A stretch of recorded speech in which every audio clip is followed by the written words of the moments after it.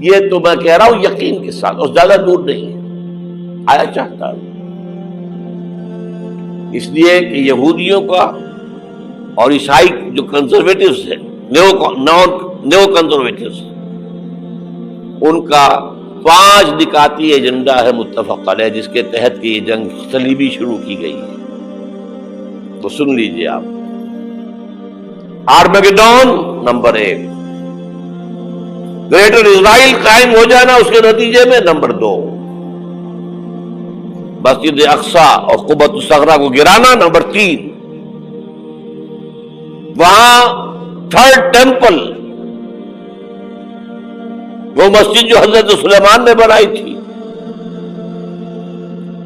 1000 قبل مسیح میں، پھر برباد کی تھی نیبوکدنیزر نے، دوبارہ بنائی گئی، پھر دوبارہ ختم ہوئی 70 عیسوی اب تک گری پڑی ہے۔ ان کا خانہ کعبہ گرا ہوا ہے 70 عیسوی سے لے کر آج تک۔ ایک دیوار ہے ویلنگ وال، جہاں جاتے ہیں، روتے ہیں، پیٹتے ہیں، ماتم کرتے ہیں، وہاں وہ بنے گا تھرڈ ٹیمپل۔ اور نمبر 4، اس میں لا کر رکھا جائے گا تخت حضرت داؤد کا۔ یہ تخت کہاں ہے اس وقت؟ یہ لندن شریف کے اندر جو ان کی پارلیمنٹ کا جو چرچ ہے، ویسٹ منسٹر ایبے، اس میں رکھا ہوا ہے۔ ایک پتھر تھا جس پر بٹھا کر حضرت داؤد کی تاج پوشی ہوئی، پھر حضرت سلیمان کی ہوئی، پھر وہ پتھر رکھ دیا گیا جب حضرت سلیمان نے بنایا ہیکل مسجد اقصی، وہاں رہا وہ۔ ہر بادشاہ جو تھا یہودی اسی کے اوپر بٹھا کر اس کی تاج پوشی ہوتی تھی۔ سن 70 میں ٹائٹس نے گرایا اسے، ہیکل کو، وہ پتھر لے گیا، وہاں سے روم گیا، روم سے آئرلینڈ گیا، آئرلینڈ سے اسکاٹ لینڈ آیا، اسکاٹ لینڈ سے انگلینڈ آیا، اور اب وہ رکھا ہوا ہے 14ویں صدی عیسوی سے آج تک۔ وہ ویسٹ منسٹر ایبے میں رکھا ہوا، ایک کرسی کی سیٹ میں اسے بنا دیا گیا ہے تخت کی شکل میں۔ اب انگریزوں میں کوئی ملکہ ہو، کوئی بادشاہ ہو جس کی بھی تاج پوشی ہونی، اس میں ہو، یہ لا کر رکھا جائے گا تھرڈ ٹیمپل میں۔ اور اس پر یہودیوں کے خیال کے مطابق ان کا مسیحا آئے گا جو مسیح دجال ہوگا، عیسائیوں کے خیال کے مطابق حضرت عیسیٰ آئیں گے، وہ ہمارا بھی خیال ہے حضرت عیسیٰ آئیں گے علیہ السلام۔ بہرحال یہ تو بعد کی باتیں ہیں نا، اس وقت جو میں عرض کر رہا ہوں عربوں پر بہت بڑا عذاب، اور پاکستان کا معاملہ البتہ یہ ہے، میں یقین سے نہیں کہہ سکتا، ہینگنگ ان دی بیلنس، ہو سکتا ہے اللہ تعالی ہم پر رحم فرمائے، ہو سکتا ہے، اگرچہ اس کی کچھ شرائط ہوں گی۔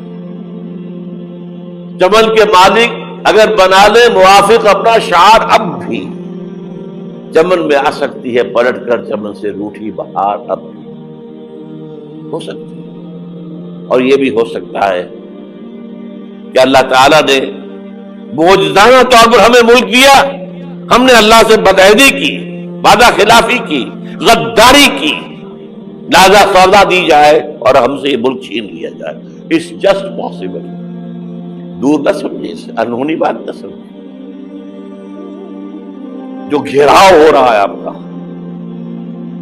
آپ کے مغرب میں نیٹو فورسز اور مشرق میں بھارتی فورسز گدھوں کی طرح بیٹھے ہوئے انتظار کر رہے ہیں پاکستان اور ڈسٹیبلائز ہو جائے، یہاں اور بدامنی ہو جائے۔ اب لاہور میں پھر آج دھماکے ہو گئے ہیں، 2 دن پہلے کا دھماکہ میں سہ کے آیا ہوا ہوں، آپ کے سامنے بیٹھا ہوں۔ وہ جانے بچی ہیں جو ہماری اکیڈمی کا حشر ہوا، وہ تو میں آپ کو نہیں بتا سکتا۔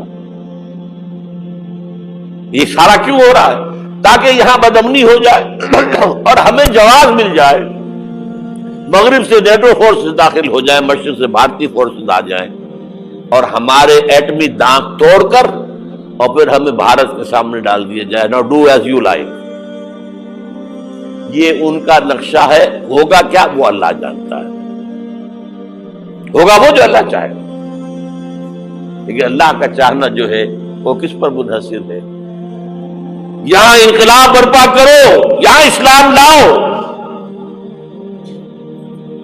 اگر دھندوں میں لگے رہو گے تو وہ خود بخود نہیں آ جائے گا انقلاب۔ صحابہ نے جانیں دی تھی، کتنی تکلیفیں اٹھائی تھی. 12 برس تک مکی دور کے اندر با نشہ درویشی در ساز و دمادم زن جو پختہ شبی خدرا بر سلطنت جم سن. یوم طائف یاد ہے جو حضرت عائشہ فرماتی ہے کہ میں نے پوچھا تھا حضور سے کہ یوم احد سے زیادہ سختی بھی آپ پر کبھی آئی؟ یوم احد پر کیا ہوا تھا؟ تلوار کا وار پڑا تھا آپ کے چہرہ مبارک.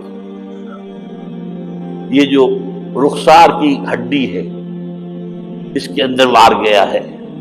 اوپر خود کی 2 کڑیاں تھیں وہ اس میں گھس گئیں. 2 دندان مبارک شہید ہوئے. وہ خود کی کڑیاں ایک صحابی نے اپنے دانتوں سے پکڑ کے کھینچنے کی کوشش کی, دانت نکل گئے, وہ نہیں نکلی. کیا جتن کر کے نکالی گئی ہوگی تو خون کا فوارہ, اتنا خون گیا ہے کہ آپ بے ہوش ہو گئے, گر گئے, اور مشہور یہ ہو گیا کہ آپ کا انتقال ہو گیا, شہادت ہو گئی. یہ سیرت کبھی پڑھی ہے؟ حضرت عائشہ کے ہوش کا تو یہی دور تھا نا. یوم طائف میں جو آپ کیا تھی, بچی تھی, انہیں کیا پتا کیا ہو رہا ہے اس کے ساتھ. 3 دن تک حضور مکے کی گلیاں اور وہاں کے اوباش لوگ پتھراؤ کر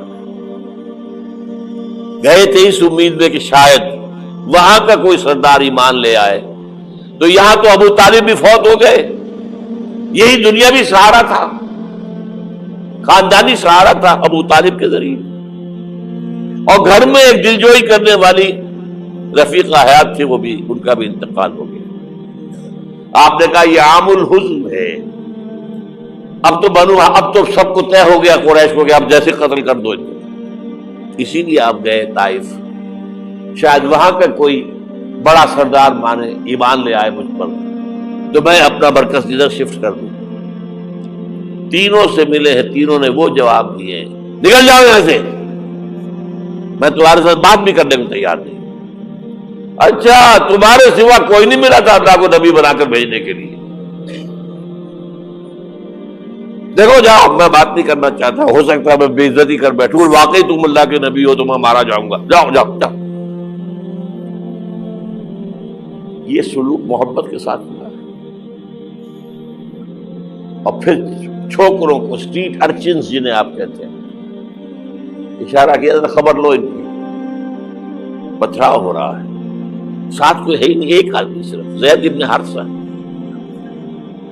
اب سامنے سے پتھر آ رہے ہیں تو حضرت زید آگے آ جاتے ہیں, ڈھال بنتے ہیں, مجھے لگے پتھر حضور کو نہ لگے, اب پیچھے سے آ رہے ہیں. چاروں طرف سے تو ڈھال نہیں بن سکتا.